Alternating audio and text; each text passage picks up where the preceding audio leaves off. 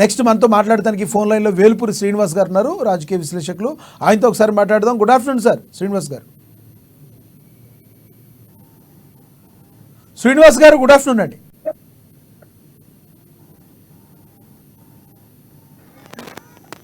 Hello Lakshminath గారు.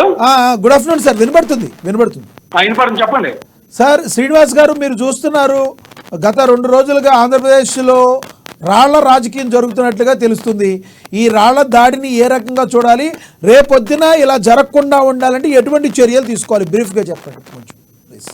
ఆంధ్రప్రదేశ్లో police అనేది టోటల్గా ఫెయిల్యూర్ అయింది. మొన్న జగన్మోహన్ రెడ్డి గారి మీద ముఖ్యమంత్రి మీద దాడి జరగడం అనేది చాలా సిగ్గుచేటు రాష్ట్రానికి. అయితే ఈ దాడికి భద్రతా వైఫల్యం ప్రధాన కారణం. ఎవరైతే విజయవాడ సిపి ఉన్నారో కాంతిరామ్ టాటా కానీ, డీజీపీ కానీ రాజేంద్రనాథ్ రెడ్డి కానీ, అదేవిధంగా ఇంటెలిజెన్స్ డీజీ పిఎస్ఆర్ ఆంజనేయులు గారు, వీళ్ళ ముగ్గురిని కూడా సస్పెండ్ చేయాలి.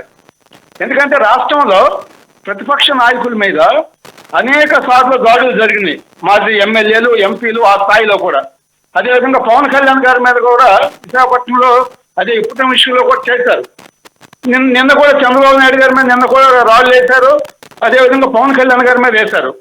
గతంలో అయితే అమరావతిలో ఉన్నప్పుడు చంద్రబాబు నాయుడు గారి మీద రాళ్ళు చెప్పులు వేస్తే అప్పుడు డీజీపీగా ఉన్నటువంటి గౌతమ్ సవాంగ్ ఆ భావప్రకటన స్వేచ్ఛ ఉంది, రాళ్ళు వేయటం తప్పు కాదు లేదా చెప్పులు వేయటం తప్పు కాదు అన్నారు.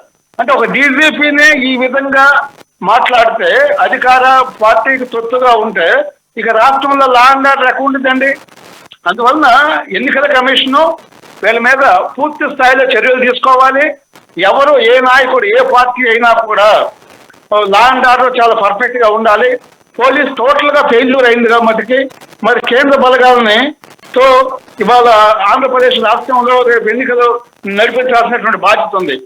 అంతేకాకుండా నిజాయితీ పరులైన అధికారులు ఎవరైతే ఉన్నారో పోలీస్ అధికారులు వాళ్ళని పెట్టాలి, డీజీపీగా సిపిగా అదేవిధంగా జిల్లా ఎస్పీలుగా వాళ్ళని పోస్ట్ చేసినప్పుడు మాత్రమే ఆంధ్రప్రదేశ్లో ఎలక్షన్ చాలా పర్ఫెక్ట్ గా జరుగుతుంది.